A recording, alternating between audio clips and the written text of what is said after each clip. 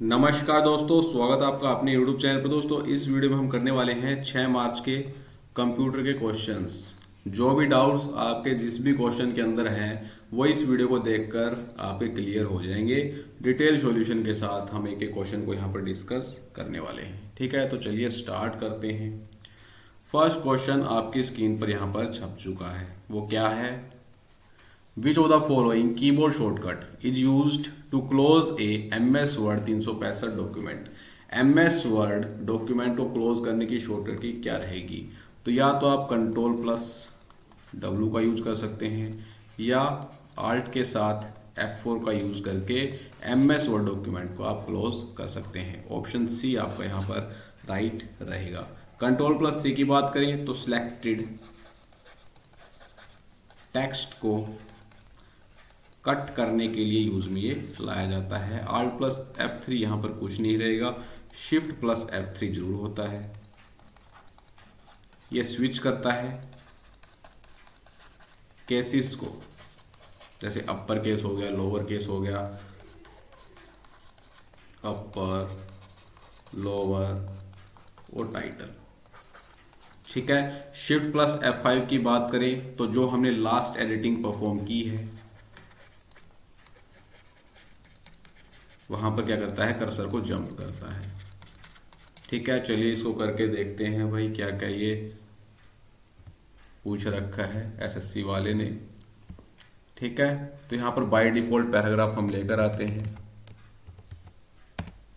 ठीक है, तो सबसे पहले हम यहाँ पर देखेंगे कंट्रोल प्लस W या Alt प्लस F4। तो Alt प्लस F4 जैसे मैं प्रेस करूंगा तो डॉक्यूमेंट आपका क्लोज होने को यहाँ पर हो जाएगा राजी। नेक्स्ट बोल रखा है कंट्रोल प्लस W की बात करें तो यहाँ पर भी आपका डॉक्यूमेंट क्लोज हो जाएगा। नेक्स्ट यहाँ पर है आपका शिफ्ट प्लस F5। मान लो मैं यहाँ पर कोई भी एडिटिंग अप्लाई करता हूँ। ठीक है, यहाँ पर मैंने एडिटिंग अप्लाई की, इसको बोल्ड कर दिया। अब मैं कर्सर को नीचे लेकर जाता हूँ। ठीक है, नीचे ले गया, मैं यहाँ पर लेकर जाता हूँ, कहीं पर भी लेकर चले जाओ कोई बात नहीं है। अब मैं शिफ्ट के साथ F5 प्रेस करूंगा तो यहाँ पर आप देख पा रहे होगे, लास्ट में ले गए ना, शिफ्ट के साथ F5 प्रेस करेंगे तो आप यहाँ पर देख पा रहे होगे जो लास्ट एडिटिंग हमने यहाँ पर परफॉर्म की है वो सिलेक्शन आपका यहाँ पर एक्टिव हो गया है। ठीक है, अब मुझे इस टेक्स्ट को ही कट करना है तो मैं क्या करूँगा, कंट्रोल के साथ F3 प्रेस करूँगा तो वो जो टेक्स्ट है हमारा वो कट हो जाएगा। अब बात करते हैं शिफ्ट के साथ F3 जो आपका स्विच करता है केसेस के अंदर। ठीक है, तो मैं इस टेक्स्ट को सिलेक्ट कर लेता हूँ। अब मैं शिफ्ट के साथ F3 यहाँ पर प्रेस करता हूँ तो अपर केस आ गया, शिफ्ट के साथ F3 प्रेस करता हूँ तो लोअर केस आ गया, शिफ्ट के साथ F3 प्रेस करता हूँ तो यहाँ पर टाइटल केस आपको देखने को मिलता है। ठीक है, तो ये सारी बातें थी जो कि आपको पता होनी चाहिए। चलिए नेक्स्ट क्वेश्चन पर चलते हैं। Which among the following is incorrect about cache memory? Cache memory के बारे में इनमें से कौन सी चीज गलत है? तो कैश मेमोरी क्या होती है, बच्चे बच्चे को भी पता ही बातें, हाई स्पीड बफर मेमोरी होती है।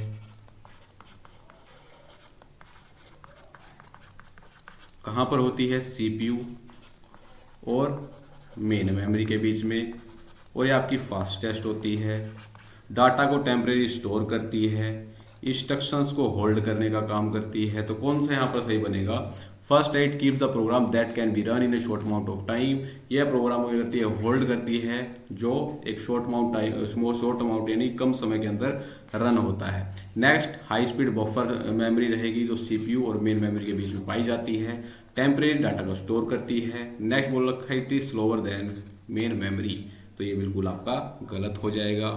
ये क्या होती है? आपकी फास्टेस्ट होती है मेन मेमोरी, फास्टर होती है मेन मेमोरी से, और ये फास्टेस्ट मेमोरी होती है आपकी। ठीक है, तो ऑप्शन डी यहाँ पर आपका करेक्ट आंसर बन जाएगा। ठीक है, एक और यहाँ पर पूछा जा सकता है कभी विषय के अंदर, और ये होता है कलेक्शन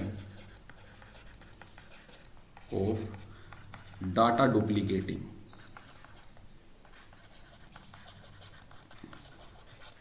ओरिजिनल वैल्यू, सीधा स्टेटमेंट पूछ लेगा, स्टोर्ड एल्सवेयर यानी कि कहीं पर भी इन कंप्यूटर। ठीक है, ये डाटा डुप्लीकेटिंग जो आपके ओरिजिनल वैल्यू होती हैं उनको कहीं पर भी जो उनका कलेक्शन होता है कंप्यूटर के अंदर उसे हम क्या बोलते हैं? कैश बोलने का काम यहाँ पर करते हैं। ठीक है भाई, चलिए नेक्स्ट क्वेश्चन है क्वेश्चन नंबर 3 और इससे हलवा क्वेश्चन आपका हो नहीं सकता है, ठीक है। ए इज ए कॉन्टाजिशियस प्रोग्राम और code that attaches itself to another piece of software and then reproduce itself when software is run। इनमें से कौन सा एक कॉन्टाजिशियस प्रोग्राम है या कोड है जो किसी सॉफ्टवेयर के अंदर एंट्री मार जाता है और अपने आप को क्या करता है, रिप्रोड्यूस करता है जब सॉफ्टवेयर को क्या किया जाता है, रन किया जाता है। तो ऐसा यहाँ पर मूर्ख आदमी कौन सा होगा, वो वायरस ही होगा। ऑप्शन ए यहाँ पर आपका करेक्ट आंसर बन जाएगा। Vital information resource under seize, ठीक है, this is very very important. काफी बार एग्जाम के अंदर पूछा जाता है वायरस जो टर्म थी इसे किसके द्वारा क्वाइन किया गया था।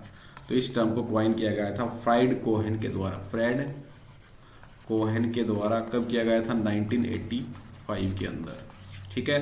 ट्रोजन हम आपको पहले ही बता चुके हैं, जो होता है, जो जैसा होता है वैसा दिखता नहीं है। आपको डिफरेंट टाइप के सॉफ्टवेयर, मालेशियस सॉफ्टवेयर देखने को मिलते हैं डिफरेंट वेबसाइट पर। ये सॉफ्टवेयर आपके सिस्टम की मेमोरी बढ़ा देगा, ये सॉफ्टवेयर आपके सिस्टम की स्पीड बढ़ा देगा। तो ये जो मालेशियस सॉफ्टवेयर होते हैं यानी कि मालवेयर होते हैं, उनको खुद ह्यूमन बींग्स के द्वारा ही इंस्टॉल किया जाता है और ये इंस्टॉल होने के बाद मालेशियस एक्टिविटी परफॉर्म करते हैं आपके कंप्यूटर के अंदर और इन्फेक्ट कर देते हैं।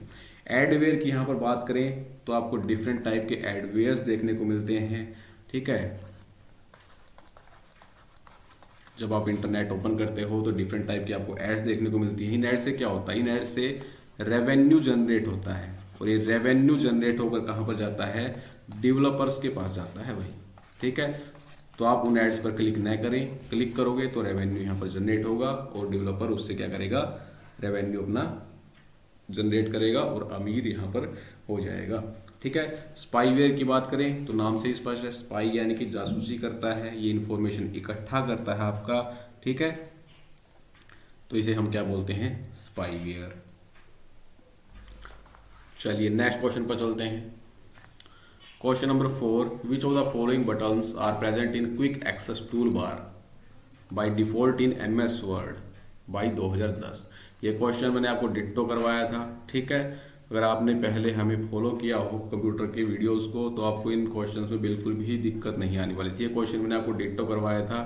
विच of the following buttons are present in quick access tool bar by default in MS Word 2010। दोस्तों CGL का कंप्यूटर आपको टैकल करना है 2023 का, ठीक है। तो आपको इस चैनल को छोड़कर नहीं जाना है। आने वाले टाइम के अंदर जल्दी हम कंप्यूटर के यहाँ पर क्लासेस स्टार्ट करने वाले हैं और ऐसा आपको कंटेंट देंगे पूरे YouTube पर आपको कहीं पर भी देखने को नहीं मिलेगा। डिट्टो क्वेश्चन वहाँ से आपको देखने को मिलेंगे। अगर आपको अब की बार दिक्कत आई है, अगर किसी कारणवश आप कंप्यूटर को क्वालिफाई नहीं कर पाए तो गारंटी देता हूँ अगली बार 20 में से 18 कम से कम आप स्कोर करके आओगे, ठीक है। बशर्ते आपको फॉलो करना रहेगा। जैसे ही हम आपको वीडियोस वगैरह प्रोवाइड करेंगे, देखनी है आपको, प्लस में PDF भी आपको प्रोवाइड करवाएंगे, ठीक है। कोई दिक्कत यहाँ पर नहीं है भाई, ठीक है। तो सेव, अंडो और रीडो ये आपको क्विक एक्सेस टूल बार के अंदर देखने को मिलती हैं। ऑप्शन ए यहाँ पर आपका राइट आंसर बनेगा, ठीक है। और ये मैंने आपको जब ये क्वेश्चन करवाया था उस टाइम पे प्रैक्टिकल भी करके दिखाया था, ठीक है। तो यहाँ पर आपको क्विक एक्सेस टूल बार देखने को मिल जाएगा। तो सेव, अंडो, रीडो और मैंने ये भी बोला था इन सारे कमांड्स को आपको याद कर लेना है। यहाँ से भी क्वेश्चन आपका देखने को मिल सकता है, ठीक है। तो ये सारी कमांड आपको याद होनी चाहिए। चलिए नेक्स्ट क्वेश्चन पर चलते हैं। Which among the following keyboard shortcut can be used to open window explorer. Window explorer या फाइल एक्सप्लोरर बोल लो, इसको ओपन करने की शॉर्टकट की यहाँ पर क्या रहती है। तो इसको ओपन करने की शॉर्टकट की यहाँ पर रहती है Window+E। ऑप्शन ए आपका यहाँ पर करेक्ट आंसर बनेगा। चलिए यहाँ से हम एग्जिट एक बार लेते हैं, इसको कीप करते हैं यहाँ पर, ठीक है। और ताकि आपको दिखा पाऊँ मैं चीज़ें, तो मैं विंडो के साथ E यहाँ पर प्रेस करता हूँ तो आप यहाँ पर देख पा रहे होंगे आपका यहाँ पर फाइल एक्सप्लोरर यहाँ पर ओपन हो जाता है। तो विंडो के साथ ई की आपको प्रेस यहाँ पर करनी रहती है। चलो भाई नेक्स्ट क्वेश्चन आता है question number 6। A can either be malware or hardware. The main purpose of this malware to record the keys pressed by a user on the keyboard. इनमें से कौन सा या तो मालवेयर है या हार्डवेयर है और आप जो भी एक्टिविटी कीबोर्ड पर करते हो उसको ये क्या करता है, रिकॉर्ड करने का काम करता है। तो ये क्या होते हैं आपके की लॉगर्स। ऑप्शन डी आपका यहाँ पर करेक्ट आंसर बनेगा। दोस्तों एक तो होते हैं वोम और एक होता है वायरस, दोनों के अंदर डिफरेंस क्या है वो मैं आपको बताऊंगा। वायरस जो होते हैं यहाँ पर उनको होस्ट प्रोग्राम की नीड यहाँ पर होती है, ठीक है, लेकिन जो वोम होते हैं इनको कोई भी होस्ट प्रोग्राम की नीड नहीं होती है। ये ह्यूमंस के द्वारा ही रेप्लिकेट करवाए जाते हैं। कैसे? ह्यूमंस इनको रेप्लिकेट करवाता है। क्या करेगा, किसी इन्फेक्टेड फाइल को क्या करता है, ओपन करता है, ठीक है। इन्फेक्टेड फाइल को जैसे ही ओपन करेगा ये खुद ब खुद यहाँ पर रेप्लिकेट हो जाएगा। लेकिन वोम को यहाँ पर नेटवर्क की आवश्यकता पड़ती है रेप्लिकेशन करने के लिए, ठीक है। ये ह्यूमंस की एक्टिविटी के द्वारा रेप्लिकेट नहीं होता, ये नेटवर्क की एक्टिविटी, नेटवर्क के द्वारा क्या होते हैं, आपके रेप्लिकेट होते हैं। तो ये चीज़ें आपको पता होनी चाहिए। वायरस के अंदर होस्ट प्रोग्राम की नीड रहेगी, वोम के अंदर होस्ट प्रोग्राम की नीड नहीं रहेगी। With the help of network they can replicate, और ये ह्यूमन की एक्टिविटी के कारण रेप्लिकेट होते हैं जब हम किसी इन्फेक्टेड फाइल को क्या करते हैं, ओपन करने का काम करते हैं। चलिए next question, question number 7, which of the following shortcut key is quickly create a new blank workbook in MS Excel 2010। इनमें से कौन सी शॉर्टकट की एक न्यू ब्लैंक वर्कबुक क्रिएट करती है MS Excel 2010 के अंदर? तो कौन करेगी, Ctrl+N। ऑप्शन डी यहाँ पर आपका करेक्ट आंसर बन जाएगा। Ctrl+W की बात करें तो ये वर्कबुक को क्या करता है, क्लोज करता है, ठीक है। तो ऑप्शन डी आपका यहाँ पर राइट रहेगा। इसका तो एक्सपेरिमेंट आपको करके दिखाने की भी जरूरत नहीं है। Next question, question number 8, which of the following is also known as flash drive. इनमें से किसको फ्लैश ड्राइव भी कहा जाता है, ये आपको यहाँ पर बताना था। तो पेन ड्राइव को फ्लैश ड्राइव भी कहा जाता है। ऑप्शन ए यहाँ पर आपका करेक्ट आंसर बन जाएगा। This is very very important. Disk array की बात करें तो ये आपका एक स्टोरेज एरिया होता है जहां पर HDD और SSDs को क्या किया जाता है, स्टोर करने का काम किया जाता है डिस्क एरे के अंदर। चलिए next question, which among the following register in instruction cycle hold the instruction first, ठीक है। इनमें से कौन सा इंस्ट्रक्शन साइकिल के अंदर लास्ट इंस्ट्रक्शन जो आपकी फैच हुई है उसको होल्ड करने का काम करेगा? तो ये रहेगा आपका इंस्ट्रक्शन रजिस्टर। ऑप्शन डी यहाँ पर आपका करेक्ट आंसर बनेगा। प्रोग्राम काउंटर की बात करें तो एक program counter keeps track of next instruction to be executed. Next instruction जो यहाँ पर एक्सिक्यूट होनी है उसके रिकॉर्ड को ट्रैक करने का काम करता है प्रोग्राम काउंटर। इंस्ट्रक्शन रजिस्टर की बात करें तो ये क्या करता है, इंस्ट्रक्शंस को जो आपकी लास्ट यहाँ पर फैच हुई है उसको यहाँ पर होल्ड करने का काम करेगा। नेक्स्ट MAR, फुल फॉर्म काफी बार पूछ जाती है, मेमोरी एड्रेस रजिस्टर। तो किस प्रकार रजिस्टर है, is a register which points to the memory location which the CPU plans to access either for reading or for writing। ये क्या करता है, मेमोरी लोकेशन को पॉइंट आउट करने का काम करता है। जो इंस्ट्रक्शंस CPU के द्वारा CPU प्लान कर रहा है उनको एक्सेस करने का, या तो उनको रीड करने का या राइटिंग करने का, तो उनकी लोकेशन को पॉइंट आउट करने का काम यहाँ पर करेगा MBR। MBR की यहाँ पर बात करें तो which is also refer to as memory data register, जैसे कि मैं आपको एक्स्ट्रा फैक्ट्स के अंदर ही बता चुका था, is used in storage data either coming from CPU और data being transferred by the CPU। या तो वो डाटा CPU के द्वारा क्या किया जा रहा है, ट्रांसफर किया जा रहा है, या CPU के अंदर आ रहा है, तो उसके डाटा को यहाँ पर स्टोर करने का काम कौन करेगा, आपका मेमोरी बफर रजिस्टर। तो इसका आपका राइट आंसर कौन सा बनेगा, option D is the right answer.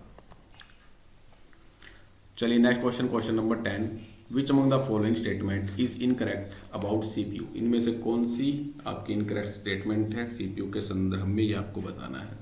First यहाँ पर दे रखा था arithmetic logic unit is responsible for taking the input. देखो भाई फर्स्ट यहाँ पर देखो ALU का काम क्या इनपुट लेने का होता है मेरे भाई, ये काम होता है आपका इनपुट यूनिट का, ना कि ALU का। तो आगे तो जाने की भी जरूरत नहीं थी, पहला ही इसकी इनकरेक्ट स्टेटमेंट हो जाती। ऑप्शन फर्स्ट इसका आपका करेक्ट आंसर बन जाता। नेक्स्ट यहाँ पर बोल रखा था arithmetic logic unit is also known as mathematical brain of computer. तो ये बिल्कुल सही है, क्योंकि यहाँ पर अरिथमेटिक और लॉजिकल ऑपरेशन यहाँ पर क्या किए जाते हैं, परफॉर्म करने का काम किया जाता है। नेक्स्ट होता है यहाँ पर कंट्रोल यूनिट के बारे में बोल रखा है। तो कंट्रोल यूनिट में आपको पहले भी बता चुका हूँ, यह करता है डायरेक्ट करता है ऑपरेशन ऑफ द प्रोसेसर को, direct the operation of the processor. ठीक है, जो भी इंस्ट्रक्शंस आपकी आती हैं ALU से IO से, उनके रिस्पॉन्ड करने का काम यहाँ पर कौन करेगा, रिस्पॉन्ड कैसे करना है उनका काम यहाँ पर कौन करता है, कंट्रोल यूनिट करता है। तो control direct the manages operation sequence, control the order in which instruction enter or leave the processor, how the instruction are executive. ठीक है, तो यहाँ पर इंस्ट्रक्शन किस प्रकार से एग्जीक्यूट करनी है ये बताने का काम ALU को और IU को कंट्रोल यूनिट करेगी। चलेगी next question, question number 11।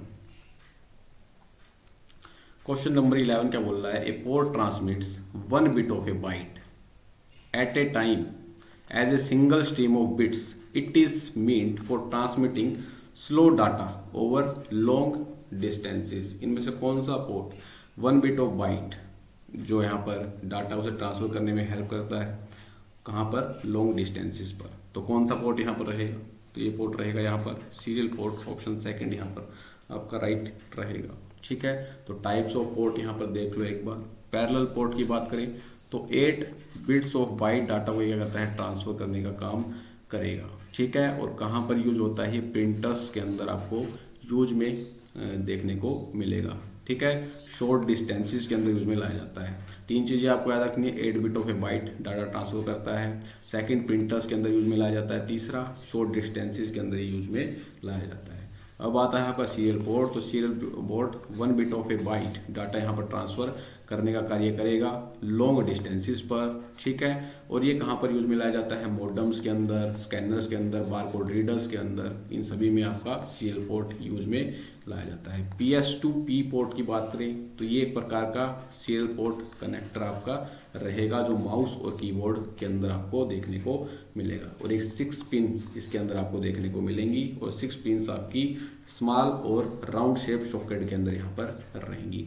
Next आता है आपका USB। तो USB आपका मोस्ट पॉपुलर पोर्ट रहेगा, जो अप टू 127 पेरिफेरल डिवाइसेस को क्या कर सकता है, कनेक्ट कर सकता है, और इसके अंदर आपके digital camera, speaker, scanner, printer, plotter, modem, joystick, pen drive ETC ये सारे आपके उस USB के अंदर, USB पोर्ट के अंदर देखने को मिलेंगे। नेक्स्ट आता है आपका small computer system interface, full form आपको पूछी जा सकती है SCSI।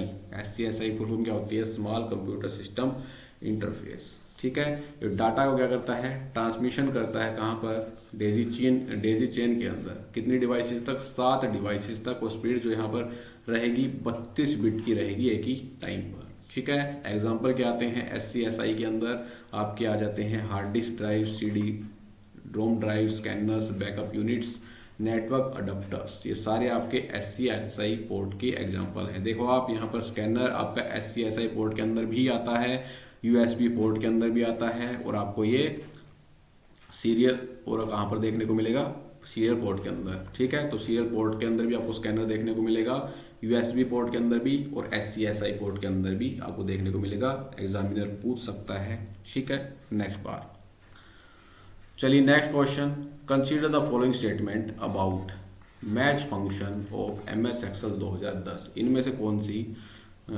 फॉलोइंग आपको स्टेटमेंट यहाँ पर दे रखी है मैच फंक्शन के रिगार्डिंग। ठीक है, तो आपको बतानी है कौन सी स्टेटमेंट यहाँ पर सही रहेगी।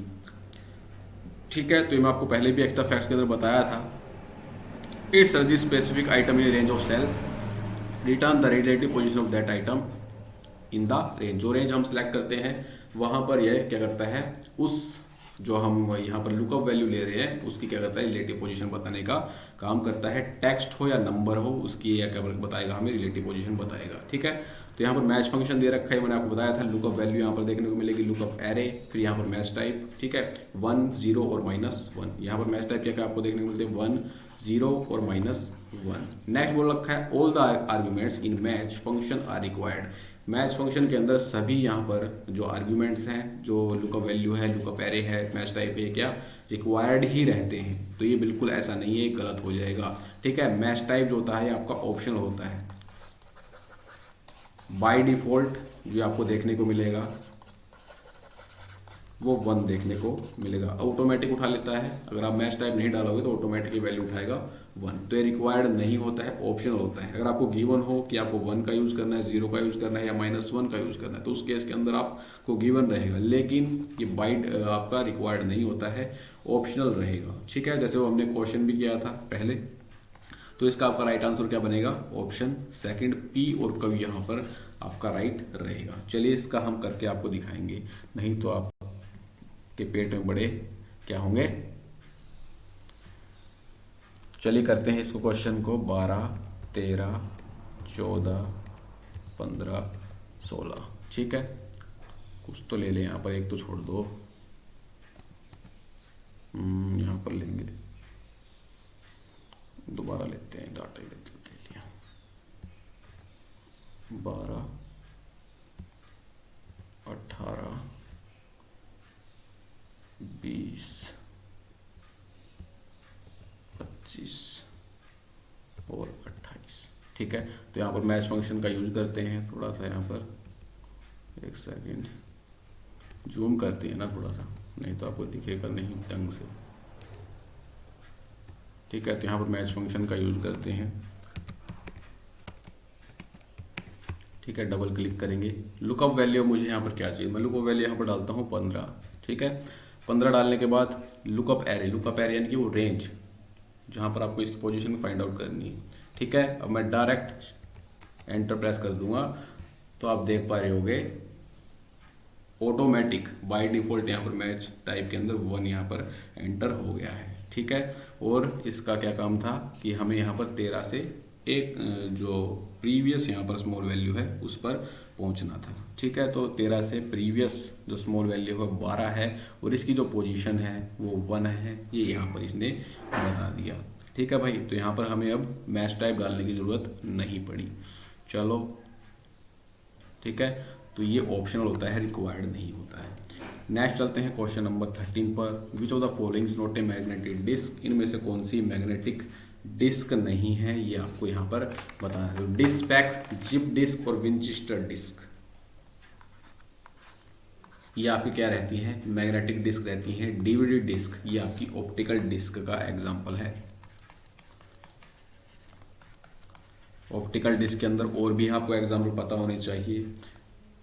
सीडी आ गया, डीवीडी आ गया और ब्लू रे डिस्क आ गया। ये सारे आपके ऑप्टिकल डिस्क होते हैं जो कि पोर्टेबल स्टोरेज होते हैं।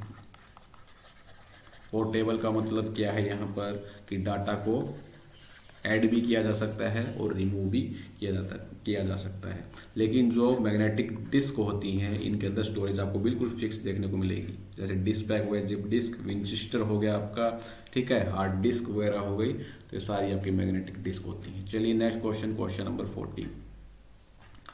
क्वेश्चन नंबर 14 यहाँ पर क्या बोल रहा है, is A reading device that reads printed text bye scanning it character bye character. Computer के अंदर आपको एक रीडिंग डिवाइस देखने को मिलेगी जो टेक्स्ट को स्कैन करके यहाँ पर रीड करने का काम करती है और टेक्स्ट को कैरेक्टर बाय कैरेक्टर यहाँ पर रीड करती है। तो कैरेक्टर ही आपको यहाँ पर देखने को मिल रहा है, तुक्का मारना तो OCR पर तुक्का मारना था। ऑप्टिकल कैरेक्टर रिकॉग्निशन रीडर यहाँ पर आपका राइट रहेगा। Option second is the right answer. Track ball की बात करें तो ये आपको माउस के अंदर एक बॉल टाइप यहाँ पर देखने को मिलती है जो कर्सर को कंट्रोल करने में हेल्प आपकी करेगी। डिजिटाइजर की बात करें तो ये एक प्रकार की आपकी इनपुट डिवाइस रहेगी। ठीक है, जो एनालॉग ऑब्जेक्ट्स को डिजिटल ऑब्जेक्ट्स के अंदर कन्वर्ट करती है। एनालॉग ऑब्जेक्ट्स मतलब इमेजेस वगैरह हो गया, ठीक है, सिग्नल वगैरह हो गए, तो इनको डिजिटल फॉर्म के अंदर कन्वर्ट करने का काम करता है digitiser. Next question, question number 15, which of the following internet protocol specify how data is exchanged. यही यहाँ पर पढ़कर आपको क्वेश्चन का आंसर दे देना था, ठीक है। इनमें से कौन सा प्रोटोकॉल आपका जब डाटा एक्सचेंज होता है इंटरनेट पर तो उसको आइडेंटिफाई करने का काम करता है, तो कौन सा होता है यहाँ पर, टीसीपी, ठीक है। और मैंने जब आपको प्रोटोकॉल्स की टाइप बताई थी तो उस टाइम पर मैंने आपको डिटेल के अंदर डिस्कशन किया था हमने, प्रोटोकॉल्स क्या होता है, क्या कितनी प्रकार की उसकी टाइप होती है, किस प्रकार से आपका वर्किंग करता है, ठीक है। तो एचटीटीपी की बात करें तो यूज होता है वर्ल्ड वाइड, डब्ल्यू के अंदर। एसएमटी की बात करें, एसएमटीपी की सिंपल मिल ट्रांसफर प्रोटोकॉल तो ईमेल्स के अंदर यूज में लाया जाता है। पीपीपी की बात करें तो ये इंपॉर्टेंट है, पॉइंट टू पॉइंट प्रोटोकॉल पूछा जा सकता है आने वाले शिफ्ट बोल रहा हूँ, आने वाले एग्जाम्स के अंदर।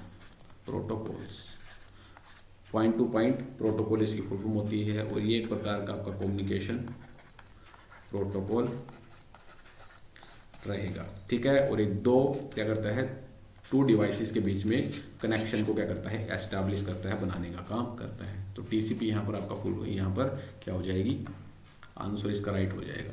चलिए next question, which among the following statement is incorrect. इनमें से कौन सी स्टेटमेंट इनकरेक्ट आपकी रहेगी। तो ये क्वेश्चन भी हमने पहले डिस्कस किया था एग्जाम से पहले।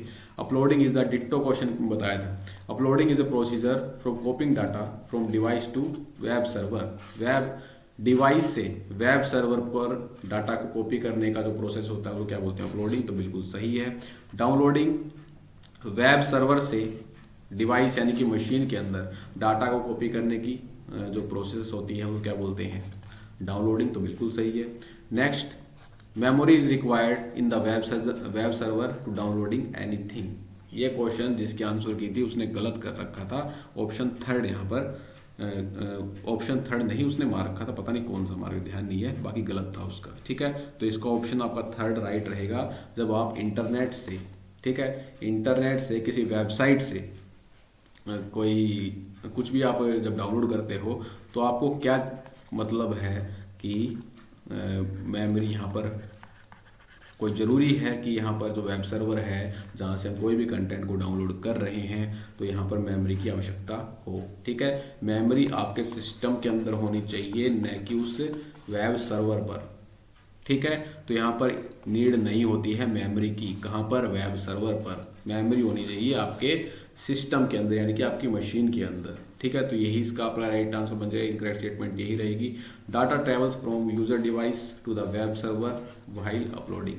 डाटा ट्रेवल कहाँ पर होता है, डिवाइस से वेब सर्वर पर व्हाइल अपलोडिंग, ठीक है। तो ऑप्शन 3 यहाँ पर आपका राइट रहेगा। वेब सर्वर पर कोई भी मेमोरी की यहाँ पर जरूरत नहीं पड़ती है, ठीक है। तो इतना तो नेट चलाते हुए यार पता ही होना चाहिए। चलिए भाई next question, A is a networking device that filters network traffic while connecting multiple computers or communicating device। इनमें से कौन सी एक नेटवर्किंग डिवाइस है जो नेटवर्क ट्रैफिक को फिल्टर करती है जब हम मल्टीपल कंप्यूटर्स और कम्युनिकेटिंग डिवाइसेस को क्या करते हैं, कनेक्ट करते हैं, ठीक है। तो ये होगा आपका स्विच। ऑप्शन सेकंड आपका यहाँ पर करेक्ट आंसर बनेगा, ठीक है। स्विच क्या होती है, एक प्रकार की आपकी नेटवर्किंग डिवाइस होती है जो नेटवर्क ट्रैफिक को फिल्टर करने का काम करती है जब मल्टीपल कंप्यूटर्स और कम्युनिकेटिंग डिवाइसेस को आपस में कनेक्ट किया जाता है। राउटर की बात करें तो ये भी एक प्रकार की आपकी नेटवर्क डिवाइस होती है जो रिसीव करती है डाटा को और उसे एनालिसिस करके क्या करती है, फर्दर ट्रांसफर करने का काम करेगी। रिपीटर की बात करें तो ये भी काफ़ी बार पूछा जाता है। ये भी एक प्रकार की आपकी एनालॉग डिवाइस होती है जो रीजनरेट करती है सिग्नल्स को। जब लॉन्ग डिस्टेंसेस पर सिग्नल भेजे जाते हैं तो उनकी स्ट्रेंथ जो होती है वो कम हो जाती है, तो जगह जगह पर रिपीटर्स का यूज यहाँ पर किया जाता है। तो इसका आपका राइट आंसर बनेगा switch. Option second is the right answer. Next question number 18, server acts as set of components accessible to the software developer through an API defined by the platform itself। तो इससे हल हुआ question हो सकता है कि API full form आपको पता होनी चाहिए। API फुल फॉर्म होती है एप्लीकेशन प्रोग्राम इंटरफेस। तो क्या बनेगा भाई इसका राइट आंसर, फॉर एप्लीकेशन, ठीक है। FTP डाटाबेस मेल ये तो दूर दूर तक भी नहीं है। नेक्स्ट क्वेश्चन, क्वेश्चन नंबर 19, ये क्वेश्चन मैंने आपको करवाया था In Gmail, what do you use when you receive a mail, want to send the mail in response of the same mail to the original sender? जिस sender ने आपके क्या किया है, मेल किया है, अब आपको उसको दोबारा से क्या करना है, उसका रिस्पॉन्स देना है, तो उसके लिए हम क्या करते हैं, रिप्लाई करते हैं उस मेल का। ऑप्शन फर्स्ट यहाँ पर आपका राइट रहेगा। नेक्स्ट क्वेश्चन पर चलते हैं, क्वेश्चन नंबर 20 पर। तो क्वेश्चन नंबर 20 यहाँ पर क्या बोल रहा है भला, विच among the following keyboard shortcut open the properties of selected items on window 10 home screen. Window 10 home screen पर आपने कोई आइटम को सिलेक्ट कर रखा है, अब आप उसकी प्रॉपर्टीज को ओपन करना चाहते हैं, तो उसके लिए शॉर्टकट की यहाँ पर क्या रहेगी, तो उसके लिए शॉर्टकट की होती है alt plus enter. Option third यहाँ पर आपका करेक्ट आंसर बनेगा। ऑल्ट प्लस स्पेस बार ही पूछा जा सकता है, तो इसकी शॉर्टकट की होती है, ये किसके लिए होता है, शॉर्टकट मेन्यू को ओपन करने के लिए रहेगा। ठीक है, चलिए इसको देखते हैं।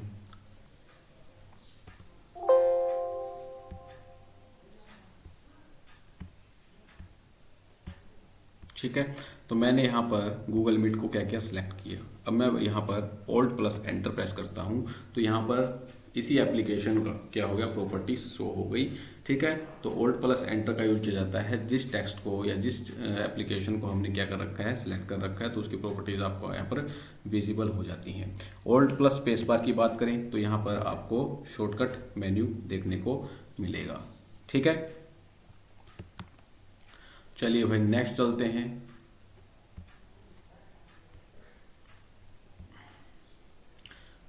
नेक्स्ट 20 क्वेश्चन थे ना भाई, 20 क्वेश्चन थे, 20 क्वेश्चन आपके कंप्लीट हो गए हैं और 6 मार्च का कंप्लीट हमने यहाँ पर कंप्यूटर कर लिया है। ठीक है, तो मिलते हैं दोस्तों नेक्स्ट वीडियो के अंदर। जय हिंद, जय भारत।